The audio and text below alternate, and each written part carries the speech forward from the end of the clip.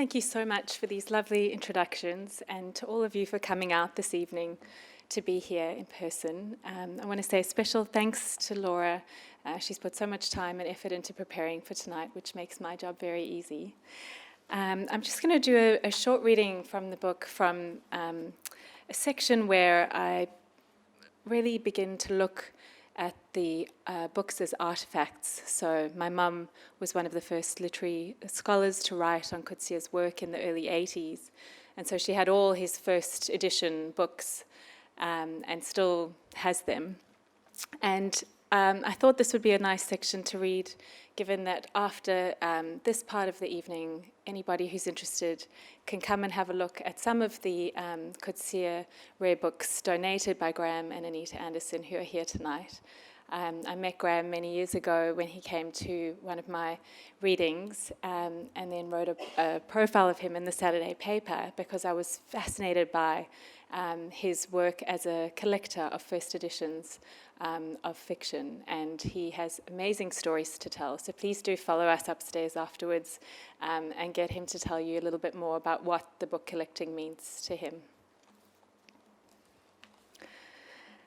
I'm holding in my hands my mother's copy of Dusklands, Coetzee's very first novel. It's the original Raven Press edition from 1974. The paper jacket is torn at the spine, attached to the book by its folds alone. The cover image is a watercolour of a South African landscape, rocky outcrops, arid land, a few naked black figures, and what look to be two clothed white ones. This is the frontier landscape which Jacobus Coetzee, JM's ancestor, and the narrator of the second half of the book, travels through in 1760, wreaking vengeance on his captors for daring to see him as a man, fallible and absurd, rather than as a white god, as the blurb copy puts it. Coetzee's star burns so brightly in the firmament now that it's hard to imagine him in the role of debut author. It's as if he leapt, fully formed, from wherever it is that prodigies are made, and took his rightful place among the literary greats. So I'm taken aback by the hedging tone of the description on the book's first edition dust jacket. It is probably the first truly major modern South African novel, and must be judged by the standards of the best modern fiction with no qualifications. And the author bio on the now age-spotted back flap, no accompanying photo, is rather bizarre. JM Coetzee was born in Cape Town in 1940. After 10 years in Britain and the USA as student, lecturer, and employee of multinational corporations, he returned to South Africa in 1971. He is presently a lecturer at the University of Cape Town. Dusklands is his first work of fiction. Among his interests are crowd sports, other people's ailments, apes and humanoid machines, images, particularly photographs and their power over the human heart, and the politics of assent. For the rest, he is one of the 10,000 Coetzees, and what is there to be said about them except that Jacobus Coetzee begat them all? It is a mind warp to think of Coetzee as a mere employee of multinational corporations and a lowly lecturer. Coetzee is a common Afrikaans surname in South Africa, which goes some way to explaining his final comment. But what author has the guts to put something that cryptic and confrontational on his first book? Why had I not thought of saying in my earliest author bio that among my interests are apes and humanoid machines? In fact, as I learned from J.C. Kannemeyer's 2012 biography, Coetzee had not agreed to this bio. He later complained that it had been lifted without permission from a letter he'd sent to Raven's publisher. What a pity it wasn't his idea after all. Yet it is intriguing to see an author who would later exert such strict control over the presentation of his books as a powerless first-timer. He disliked the insipid cover image too. He had suggested a black and white photographic plate from 1904 showing Khoisan people, the indigenous inhabitants of the Cape, from the front and side, reduced to objects of scientific scrutiny. On that matter, he'd similarly been overruled. My mother's copies of Coetzee's first books have the aura of relics for me because they reverberate with her passionate readings of them. As artifacts created just as he started out on his life as a published author, they also say something unexpected about who he was then and can be experienced outside of all the padding and praise in which the later ones come swaddled. They are still trying to make their way in an indifferent world. Coetzee worked in relative obscurity for a while. Publishers in London and New York turned down Dusklands. And even once he had become known within South Africa, he was not an international name for another decade. Part of the intensity of my mother's attachment to his work must have been linked to her sense of having stumbled on something and seen its worth before most others. She ordered this copy of Dusklands in 1978, while heavily pregnant with my older sister, after seeing a flyer offering 3 new South African books for 9 Rand, then the equivalent of $9. Raven was a new publishing house, and one of the few that was prepared to make minimal profits and face the risk of being shut down altogether in the prevailing climate of censorship in South Africa. She and my father were living in Pietermaritzburg, a small university town then dubbed Sleepy Hollow, where my father had recently taken a lecturing job. Soon after my sister was born, Dusklands arrived in the mailbox. My mother was stunned to discover a South African author who was writing reflexively, not just for the sake of cleverness or theoretical sophistication, as she felt many of the postmodern American authors were, but to draw attention to what it meant to write fiction from a compromised position as a white South African.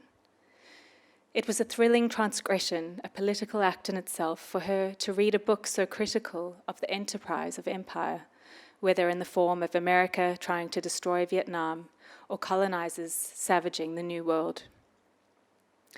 While she read, she felt as though Coetzee were writing just for her, in uncanny recognition of their shared history, both immediate and ancestral.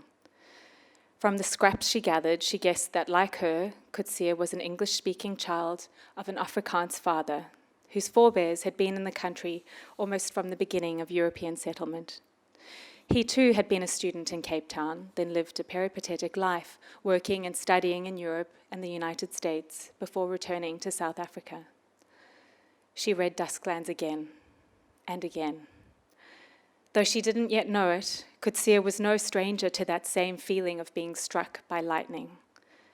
In youth, there is a description of John buying a copy of Samuel Beckett's novel What from a second-hand bookstore.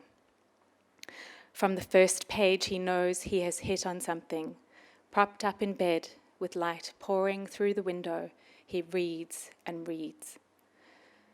John obsessively returns to Beckett's middle period novels, letting this close reading influence the cadences of his own writing and even his habits of thinking. After discovering that the University of Texas at Austin held Beckett's manuscripts in the same archives that now hold his, Coetzee wrote his PhD thesis on Beckett and was able to pore over drafts of What, set down in exercise books filled with sketches and margin notes.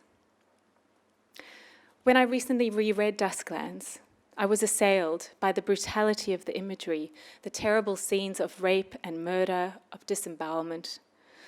I found it hard to read the section in which Eugene Dorn stabs his young son with a fruit knife, or the passage where a child is shot between the shoulder blades and hurled to the ground with the force of a horse's kick. I asked my mother how she could possibly have read this with my newborn sister at her breast. She responded that she was so stimulated by the intellectual challenge of his writing, so preoccupied by the mental activity of interpretation, that she scarcely registered the violence. There's evidence of this in the marginalia of her copy of the book.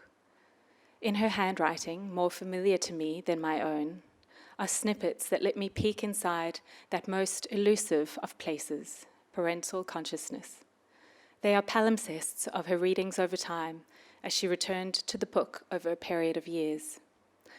She notes themes as they emerge, conventions of writing, evacuation, ingestion, totem and taboo, and images that recur in both the American and South African sections, livers, massacres, masters, penetration.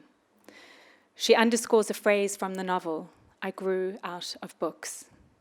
These glimpses, while tantalizing, are fragmentary. Why, for example, did she underline, "He is now a failed creative person who lives vicariously off true creative people" on the first page of the novel? Why has she circled the word fish in the phrase, "grey plains, the shadowless green light under which, like a pale, stunned deep-sea fish, I float"? Once she'd finished reading Dusklands, my mother went straight to the library to take out In the Heart of the Country, which had been published in 1977. Then she waited impatiently for another book by him, until finally, in 1980, the year I was born, Waiting for the Barbarians appeared. When I look at the cover of her copy of Barbarians now, I feel a wave of nausea, something to do with the vertigo of inhabiting my childhood consciousness again. I have a memory from about the age of 10 of furtively paging through this book. The language frightened me. One eye is rolled back, the other eye socket is a bloody hole. The sex scenes bewildered me. I was horrified to find in the final pages a scene where the magistrate has sex with a woman, prostitute was not yet in my vocabulary, while her baby sleeps in the corner of the room. On the front cover of this early copy of Waiting for the Barbarians, there is a glowing endorsement from Nadine Gordimer, who was then more esteemed than Coetzee. As colleagues, they would have a complicated relationship for decades afterwards, especially after Gordimer, the champion of social realism and committed literature, panned a later novel of his for lacking in political courage. It's somehow heartening that even Coetzee's publishers once needed to ask his more illustrious peers for jacket blurbs with which to woo readers. Coetzee's bio had, by that stage, been whittled down into a dry, impersonal form, but he must have given in to the demand to include an author photograph, for there is a small black and white portrait of him on the back cover of the book. He has dark hair, a high forehead and jutting cheekbones, and a black beard, but half his face is in shadow, and he's looking past the lens. "No photograph will ever tell the truth," he wrote in a later essay on Beckett, describing photographs in which Beckett was as lean as Kafka and with the same piercing gaze, a man whose inner being shines like a cold star through the fleshly envelope. He could have been describing himself.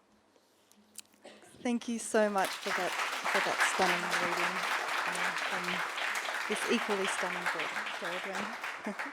It's such a delight to be here tonight speaking to you about this book. I would also like to thank and acknowledge the traditional owners of this land and their elders, past, present and emerging.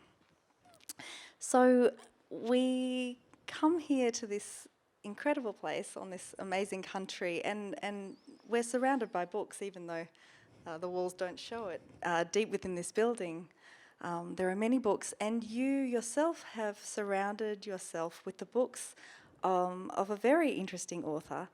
Can you speak a little bit about how you came to this point of writing a book about him? Well, when Chris, the publisher at Black Ink, he's here tonight, first got in touch to ask me if I would consider writing about JM Coetzee for this wonderful series, the Writers on Writers series, I said, absolutely not. It was the most terrifying proposition I had ever heard. And I think I may have said that actually out loud, or not just in my head, to Chris. And then over the weekend, I was sort of thinking about it and thinking, we have this very deep history with his work, but it's only through my mother that I have anything to say about him. because she was working on his books first as a PhD student and then publishing the first book on him in 1988, before he was really well known anywhere else. My earliest memories are of her deep engagement with his work and of seeing the books lying around. And so I thought I might ask her if I could come and have a look at her informal Coetzee archive, which is nothing like Graham's. It's actually in the back of her sewing cupboard, because it just occurred to me that I should have a look at the material. And so I was looking at the books and, these first editions, and they had that wonderful feel that, old books have, but then times that by 1,000, because suddenly I saw that, all her notes and her marginalia were still in there. And I kept digging, and there were some more notes from, the PhD, and then her book, which is like this big and, in her own words, unreadable, because it's very dense with theory that I cannot understand, and still to this day cannot understand, though I admire it greatly. And then right at the bottom of the box was this series of letters between her and Coetzee, and they were written on aerograms in the early 80s. One of them that he'd sent from America was during the Olympic year when America was hosting, so it had all these athletes on it with leg warmers and headbands and, very 80s style. And when I'd forgotten that they had this brief correspondence, and then reading the letters, I realised actually maybe I do have something to say about his work if my mum will give me permission to really walk through her mind and her engagement with his work. And it felt sort of right, because I'm now the age that she was when she first embarked on that journey. So it felt like a real gift to be able to try and think my way into who she was and what it was about his work that, she absolutely fell in love with at that time. Do you feel in love with his work in the same way? Is it a similar relationship for you? No, my relationship with his work, the books remain opaque to me. So even though I've read them all and many times, I still can form no original opinion on them. I can only parrot things that she has said or thought about them. And I guess that goes back to some kind of like mind conditioning of, growing up with, it was her thing, it was kind of, no, I feel really, really grateful to him because of what he gave her. He gave her a life of the mind at a time when, women were still having to sort of fight for a place at that table, particularly because he was so deeply engaged with theory and was using it in his novels. And that was the real thing that she was so attracted to, was to try to decode these novels like a detective, to read the theory and read the novels and then see if she could fit them into place. And I feel that he gave us as women from the same family, because my older sister actually also has made a sort of life in a way that's linked to his work. She's a scholar of African cinema and has written on the film adaptations of his work in her scholarly work. So here's a man who is often seen as this very intimidating, sort of man's man, like really, someone that only the, people sitting in the highest of the ivory towers can unpack. And yet for us, we all have kind of, we've had food for thought from his work for most of our professional lives. I mean, Coetzee is such an enigmatic figure. He seems almost unapproachable because of the magnitude of his work, and yet in your household he was known as JM. Is that correct? Yeah, Mum was really strict about that. We had to call him JM, not John. He was never John. And so many, many years later, when I one day got an email from him, which maybe we'll go into later, and he signed off John Coetzee, and so I finally had proof to my mother that it was okay to refer to him as John. But I think her reason for referring to him as JM was because she understood that even by him choosing to use those initials in his in the name that he was writing under, he was signaling, as he does in all his work, to back off to people like her, to literary critics who were going to try and interpret it, that this was not him as person, but this was him in his persona as an author.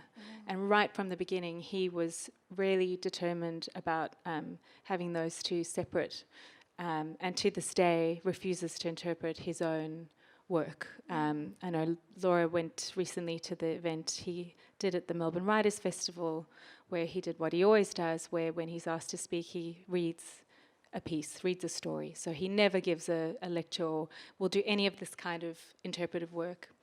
And now, of course, he's super famous, and that's, would be expected. But he did this from the beginning, when no one knew of him. I mean, publishers in, New York and London were turning down his books. And even then, he would say no to interviews that asked him to do that kind of interpretive labour. And yet his characters can be so engaging that they almost seem real. I remember I started quoting from Elizabeth Costello in my thesis as though she was a philosopher, and I had to be reminded that she is a fictional character. And I think you describe some of the moments in his books as heartbreaking. I find it interesting that he often, or has used, the form of letters in his work, such as in his book Foe, which is told through a series of letters. And I also notice, Ceridwen, that you use letters in your work. I love the short story Red Peter's Little Lady, which is told from the perspective of Kafka's famous chimpanzee character. And then in your most recent work, in The Garden of the Fugitives, it is all told through letters. So do you see a correlation between your work and Coetzee's? Has he been an influence in that way? I feel a bit like it's a Charlie Brown cartoon where, they're interpreting the clouds, and Linus sees the 4 horses of the apocalypse and whatever, and Charlie Brown sees the ducky and the horsey. And I feel like I'm Charlie Brown in this situation where I'm sure he's influenced my work, but I'm in the ducky and the horsey category. But yes, I think he influenced my work because I was so aware from such a young age because of Mum. So she was interpreting his work as a sort of post-colonial, postmodern work. And so right from the earliest, my earliest sense of books and fiction, I was aware that, the whole sense that there are people whose voices should be heard now, and that haven't been heard, and that, the author's dead anyway, so what's the point of, and the questioning the speaking position and where one's speaking from. And so I actually felt incredible shame when I first started to write fiction. I didn't tell my mum for a long time because I felt so ashamed as a white South African of a different generation, but who had grown up, seeing and living the realities of what happens when other voices get silenced. And then her theoretical work on top of that. She was teaching English literature in a small town in South Africa called East London, where there's a sort of outpost of a university called Rhodes University. And on the syllabus, they only had the canon. So they had the British canon. And by this point, it was the early 90s, so things had changed. And so she launched this campaign to try to get other texts, African texts, on the reading list, and mostly failed because the powers that be wouldn't. So I think I turned to fable and allegory in a way inspired by his example. And again, he's working at such a higher level, but I have found those forms floating above realism. And not having to make your context and your setting specific has let me maybe explore some of those themes of complicity and what it means to be a beneficiary of wrongdoing without having to say it out loud. Although in the most recent novel, I realised there was a block and there was sort of a silence that I was writing around, and I needed to maybe find a way to approach that directly. Because you do share a similar background with Coetzee, not just being from South Africa, but both having come to Australia and made new lives here, and the character in your new novel also experiences that. So this is a theme that you've arrived at recently. Do you find that Coetzee's work has influenced you in coming to this very difficult topic of apartheid and being a white South African in that time? Yeah, I mean, my parents permanently immigrated here a few years before he did. So I think he came in 2002 and they ended up coming in 99. And we all now live in Sydney. But, you know, I think a decision to immigrate is so personal and private and painful, no matter where you're coming from or going to. And I can't speak to what Coetzee's decision-making was, although I suspect it was in the aftermath of the publication of his novel Disgrace, which came out in 99 and won the Booker, but got him a lot of criticism in South Africa. I think it was misinterpreted. And actually, I would say that's one of the first Me Too novels. Like with anything, he is decades ahead of the rest of us. He was writing about, the debate between feminism and post-colonialism back in the 80s in Faux. And I think Disgrace, it's about a sexual assault scandal and a disgraced man who is put on the stand to account for his behavior and his process of atoning or not atoning for wrongdoing. But I think in terms of the Australian thing, it's a weird thing being a white South African who's emigrated to Australia, because you have to do a lot of work to prove that you are not a bad white South African. So there's a very weird and interesting conversation that happens even between South African emigres here, where you say, what year did you come? And then you make a judgment of them based on the year that their family emigrated. Wow. So if I say my parents came in 95, I get a certain response. But if I say we actually came the first time in 1982, I get a very different response. So in a way, I think, again, his writing was always about anticipating these kinds of, again, identity politics. His stuff right from the beginning was all about who has the right to write. And once you take up the pen, you're taking up a position of power. And if you're doing it as a white South African, and particularly living under a regime of apartheid, where even though you are not in agreement with the regime, you are still benefiting from it. You're still part of that class of perpetrators. And he was never going to write without being hyper aware of that. And that's where he uses the theory to really question. Even as he's finding a speaking voice, he's undermining it. So he's doing this really interesting thing of speaking and silencing himself at the same time. So I think all of that did lead to, me at least being aware when I started out writing of that this was a very dangerous territory, and I needed to be very careful and respectful. The idea of speaking and silencing and power really comes up a lot in post-colonial theory, but also, of course, in feminism. And I wonder how, if that was, if your mother perhaps found a voice in her writing about Coetzee. Mum's an interesting case because there's a lot of sadness for me in looking back at her career, and I do go into this book, because she found her voice. She had been a physiotherapist and then became sort of self-taught literary critic at the beginning. She did a distance degree in English literature and then went on to do graduate studies at the University of Melbourne. When we first moved here, she did her PhD here. But at the time, he wasn't well known, so she had to do a thesis on a bunch of Australian writers who she kind of wasn't that interested in. But she is the person who described Peter Carey's bliss as an infinite onion, which apparently became the phrase to use. But eventually she said to her supervisor, the poet Chris Wallace Crabbe, who was very supportive, said to him, look, I want to drop the Aussies. And he said, yeah, I was wondering when you'd say that. And so she, in some of the postgraduate theory classes, was exposed to, you know, French theory was really big at the time, and theory dates so quickly, and it's so fleeting, and now it seems almost a little bit silly to think of, you know, some of the terms that were being wielded and that people were getting so excited about. But for her, there were two turning points.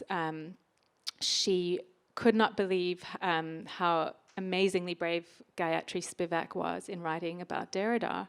And Annika Lemaire wrote about Lacan's work. And so those two women at that time, early 80s, had somehow found a way to really, you know, elbow their way in and write about these theorists and use them and speak of their, you know, how they could be used to interpret literature differently. So that would really, I think, gave her the confidence to kind of say, okay, I'm going to do this. And you have to remember also at the time, there was nothing else published on Coetzee's work. So we can't even imagine that now. She didn't know a thing about him, you know. She didn't, there was just nothing. And so she very slowly was having to sort of piece together, okay, here's this bits of theory and these, and which passages are you referring to now? And now that's become almost not a joke, but it's a given. If you are teaching or studying Coetzee, you know, you've got the novel here and you've got the secondary text readings that are this high next to it, because you won't understand the novel unless you read all the other books. But she was the first one to put that together and to take each bit of theory and to slot it into place in the novel. And maybe this is a good time to bring up the letters that they wrote between each other, because she eventually got up the courage and thought, okay, I'm going to write to him. He was on the east coast of America at the time. He was taking teaching gigs over there. And I don't even know how she got his address again back in the day. It wasn't like you just Googled someone, but she sent him a letter, Dear Professor Coetzee, and asked him a few questions about whether he would categorize his work as postmodern and or postcolonial. And he writes back this letter that's so great, but also quite stinging, because it's like, I don't know what you're talking about. You know, those are not what, you know, asking cryptic questions back about what those terms even mean. And then they have this back and forth about a series of 6 or 7 letters where she then comes in again and tries to be quite earnest and ask him, you know, is this passage in this novel, is it Lacan you're referring to, or is it Blake, or is it Kierkegaard, who, you know? And he pushes back again in the next letter. He does write back, which is interesting, but he writes back on the next aerogram and says, you know, I think a good scholar should do her own detective work, which she loved. So that was like a red flag to a bull, because she's like, oh, I'm on the right track here. He wants me to do what I'm doing. He wants, you know, I am being a detective, and he's sort of encouraging me. But when I found these letters in the shoebox, I felt like he was sort of just shutting the door on her, that she was trying to use these terms which were new and shiny for her. She'd just discovered them, and that he was, you know, resisting, and I almost felt he was humiliating her in the letter exchange. And I said that to her, and she said, you could not be more wrong. I felt really motivated by those letters. I loved that he was pushing back against those terms, and not letting me pigeonhole him into them, and he was questioning my use of them, which made me question my use of them. And that he just refused to interpret his own work. And, you know, she said he was a million steps ahead of me, but he was a million steps ahead of everyone, so I couldn't take it personally. So I do speak a little bit about that in the book, that, you know, here I am coming at it as the outraged daughter, you know, thinking it's something, and her experience of it was very different. And I do think he has a feminist strain in his writing that maybe hasn't always been seen or appreciated or acknowledged, but some of his female characters, I'm thinking of, Elizabeth Costello, Elizabeth Curran from Age of Iron, Susan Barton in Foe.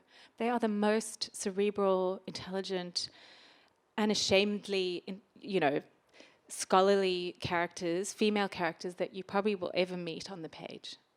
And that's remarkable. And interesting that they're often criticised for being simple stand-ins for him as author, as if it's impossible that a woman could have those thoughts. And interestingly, all of those characters are also mothers. So he is really interested, I think, in that play between the tenderness and then the hardness of the theory, and he seems to capture that in those characters. And for me, that was my experience of my mother, this, incredible woman who would wake up at 4 a.m. and go and do her research, and then would be my mum all day, and loved being my mum. So it wasn't like she was shutting me out of that world. She would share it with us, and then set this model of, a kind of intellectual legacy, a woman who had a life of the mind that she then bequeathed to my sister and I, and gave us a model for that it was okay as a woman to want that, And has that played out in your adulthood? How has that legacy affected you? Yeah, I didn't become an academic. I dropped out of my PhD. Everyone else in my family has a PhD, so that was a bit of a tragedy. But I love words and books, and that has to come back to her. And I describe in the book watching her. I could almost pinpoint the moment where I could see her fall through that trapdoor, into her own mind. And we all know that feeling of just losing yourself, not just in reading fiction, but in the kind of, interpretive work that the really great books ask of us. They ask us to meet them halfway. And one of the theorists that she used to understand Coetzee's work was Roland Barthes, and he has this wonderful term, jouissance, which is bliss, sort of joy, but more than joy, bliss. And it's a particular term that he reserves for a kind of active reading of fiction. He talks about, that most of the reading we do is passive, but that when you're doing that active reading, there's something else that happens, and it's a kind of, erotic experience. And I think that's why Coetzee's work is so, we can never get to the bottom of it, so we keep going back. I mean, a bit like moths to the flame, but it is because he is asking so much of us as readers. It's a wonderful thing to have a lot asked of you as a reader, and I think we probably, not enough books maybe do that anymore. And then, of course, not only that, but he refused to tell us what they mean.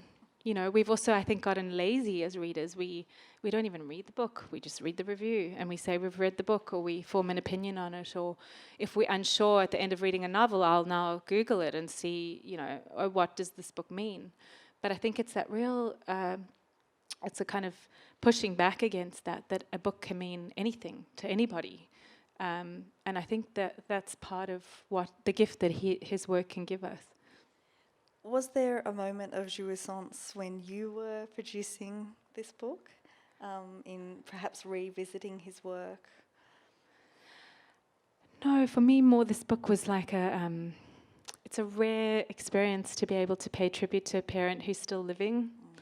And I feel really, really lucky and grateful to have had that opportunity to tell my mum, what she means to me. And I think for her it was, sorry, I didn't actually finish the earlier thought about the sadness of it, that she did this work and then she published a book on him in 1988, and then she never published another one. She published a couple of articles, and she kept working in the field, but I don't really know. It was a mix of things, but I think for that generation of women, I think she lost confidence. I think she'd sort of blundered into something, and by the time she realised what she'd done, it was too late.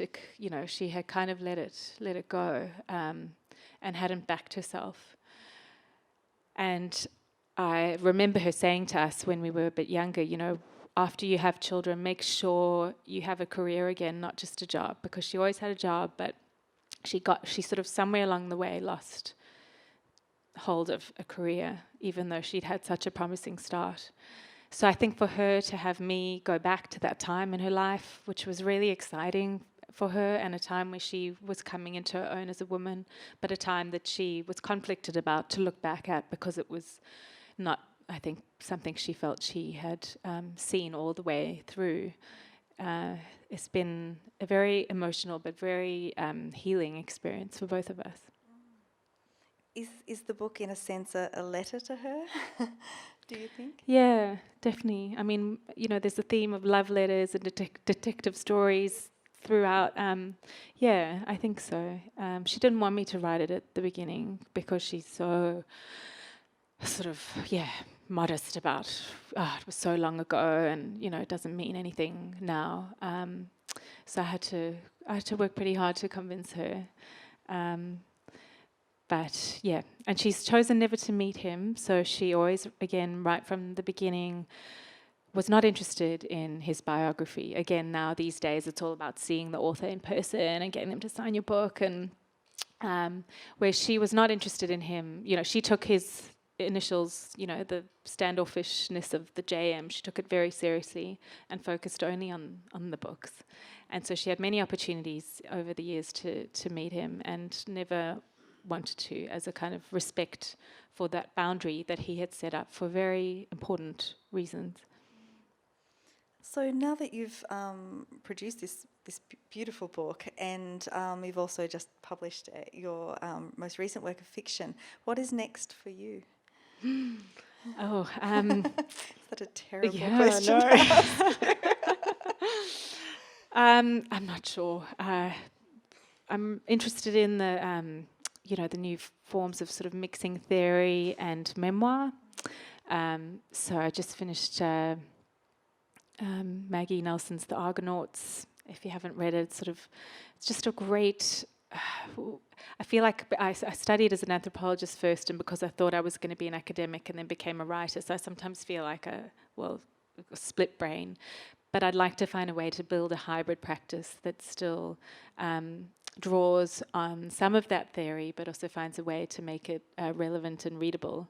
And in a way, this book really helped me understand that you don't actually have to understand the theory to say something. You can kind of use it in other ways that are still meaningful.